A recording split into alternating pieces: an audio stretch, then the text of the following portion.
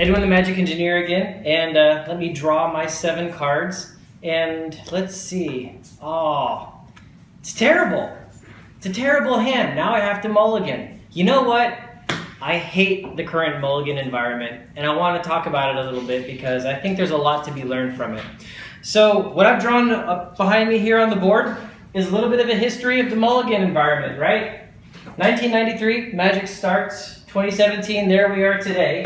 And the mulligan rule has changed a couple times in Magic's history, but the one that I think you guys would care about is right here. After 1997, in April of 1997 is when the Paris mulligan rule started.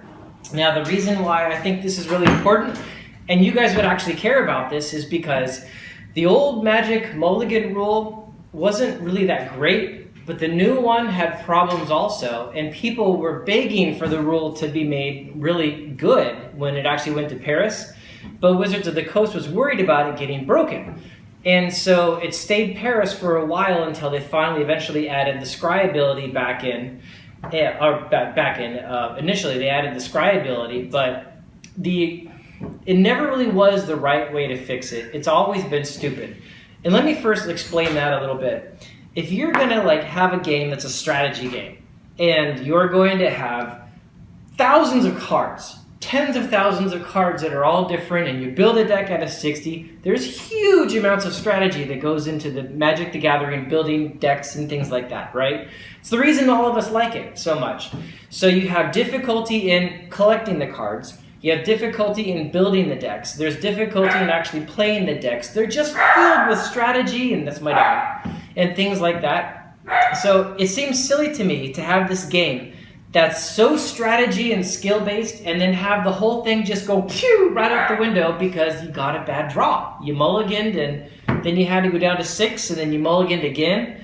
Now, I've played Magic since '96, so I remember when those mulligan rules changed, and I was there for when it actually changed. And what I want to show you guys is actually why it changed. I want to talk about what actually happened to kind of put some perspective on it and see if everybody might have the same visibility on it. So what I actually built here, I built a stasis, or not a stasis, that's one of my other videos.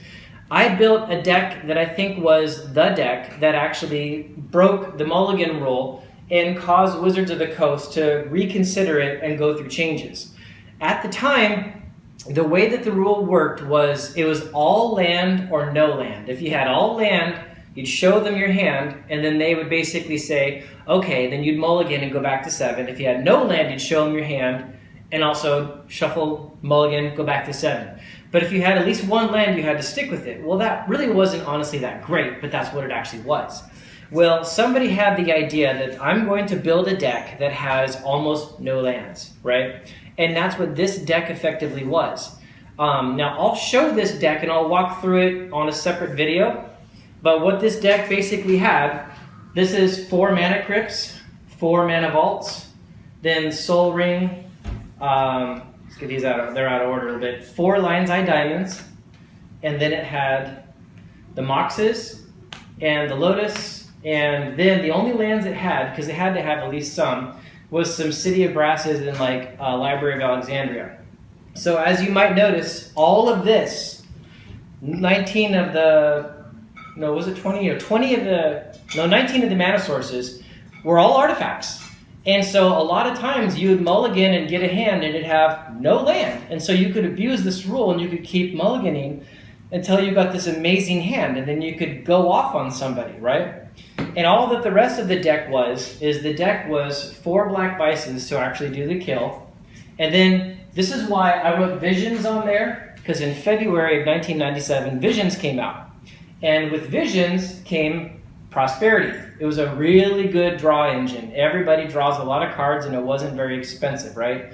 Your opponent draws cards, which makes the Black Vice kill him, but also you draw engine cards so you can keep this cycle going of drawing cards, getting mana and stuff, right? So this came out in Visions, which was really big. And then, of course, you had the Brainstorms, then you had Power Blue, Walk, Ancestral, and Twist. Then Wheel of Fortune, Brain Geyser, some tutors. You also, with Visions, had the Vampiric Tutor, which made combo a lot more friendly. and you had Demonic Tutor, which was everyone knows is awesome.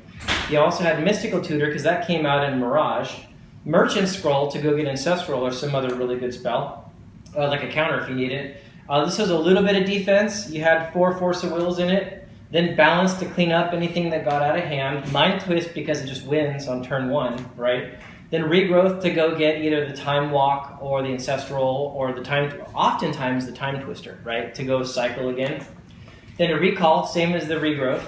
And then this was some of the main engine of the deck. You remember how I said there's all this artifact mana, right? Tons of artifact mana. All of this is artifact mana, right? So then what you would do is you would play 4 Hurkyl's Recall. And you would settle this artifact mana out. Then you would Hurkyl's Recall it all back up in your hand, set it all down again, tap it all for a ton more mana to float in your pool, and then you cast another big draw spell. So you would just cycle the deck. And then a fast bond to keep those lands coming out if you were in the middle of a cycle, because you really needed blue a lot of times. And then the Candelabras are basically to either untap the library to get some card draw going or to untap the City of Brass. So this was the deck. All it would do is it would just set out really fast mana, and it would draw a lot of cards, and it would Time Twister several times. It would, the way that the Lion's Eye Diamonds would work, I'm not going to go too much into this deck, is like you would cast the Time Twister, and then after a Time Twister or a Wheel of Fortune or a Big Prosperities on the stack, then you would sack the Lion's Eye, because like for most of those you're going to lose your hand anyways. And then you get all those mana, normally blue, and then when you get all the cards into your hand, then you just start cycling again. So this was this crazy deck. Now, this deck, it just abused the Mulligan rule. It caused people to just sit there and they would just shuffle, don't like it, shuffle, don't like it, shuffle, I got a City of Brass, okay, I have to keep this, right?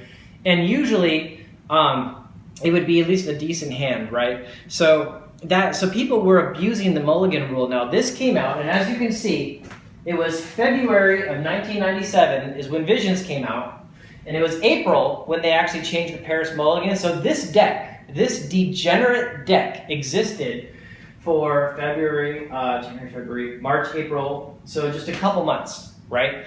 And when this deck came out, the thing that everybody hates about Vintage and everybody complains about Vintage is that it's like turn 1 kills. That's what you always heard about, oh, Vintage and the turn 1 kills, right?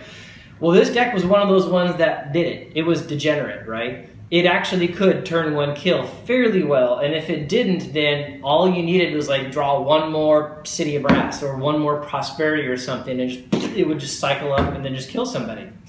So this deck was terrible. Wizards said we needed to change the Mulligan rule, and then they went to Paris. But then when they went to Paris Mulligan, now you can Mulligan for any reason, which is cool, honestly. That is good. I like that. But you have to go down 1 card. And so what many of us said, many players at the time, is can you at least do 1 hand free, maybe 2 hands free, then start dropping cards? Because what decks like this would do, and also Charbelcher, years later, if it was allowed, right? Is it would just sit there and just mulligan until you'd have the perfect hand. But that's like a major abuse of the rule, right? Decks since then, they don't do it, right? Now, I'll tell you this much. In the 2 decades since they changed that rule, what I've personally witnessed is going to tournaments and even playing in tournaments where like I don't get a good first draw, kind of bite your lip, and then you mulligan, and then the second draw is like, oh, this one's bad too. And now you go down to 5, and your chances of winning are like nearly 0, right? And it just doesn't make sense to me to have a game that's so skill-based, that's so collection-based, that's so player-based, and just basically be like, oh, I sit down, roll the dice, bad hand, look at that, I lose. And if you're like a GP or something, if you don't have a clean record, you're not going to make top 8. You can't scrub out. And so losing because of stuff like this, in my mind, it's terrible. I think it's horrible, and Magic, I think, would be better off if it doesn't have it. So what I advocate, and I've always advocated it for 22 years now, something like that, is 1 free, then go ahead and do the Paris thing. And I think the game would be immensely better. And it doesn't sound like a big change, but it is a big change. It would make the games more consistent.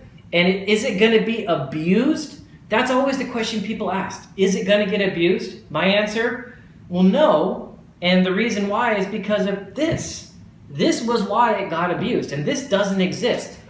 because in April, the pairs changed, and then I think it was just like June or July, shortly afterwards, they restricted the black vice to only 1.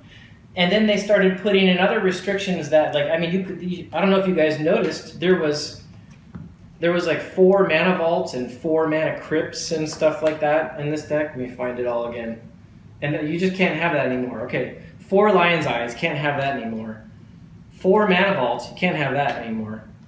And 4 mana crypts, can't do that, right? All of this acceleration that's in there is just not allowed, and the 4 vices, you know, like for a big period of time was not allowed. So I think it's okay for us to finally say, we've waited long enough, let's go to the other Mulligan rule. So anyways, that's my take. I'll have another video here in a little bit where I'll play through this deck so you guys can actually see how it worked, because it actually was kind of cool watching the things spiral up. And this literally was the kind of deck that defined the whole degenerate vintage thing. So anyways, thanks for tuning in, guys, and hope you have a great time. And please don't forget to subscribe and check back in a little bit for when I walk you through how this deck actually works. And also watch for my stasis deck, my old school stasis. I've refined it and I've got some surprising things to show you. It's fairly different and it's amazing. So bye everybody.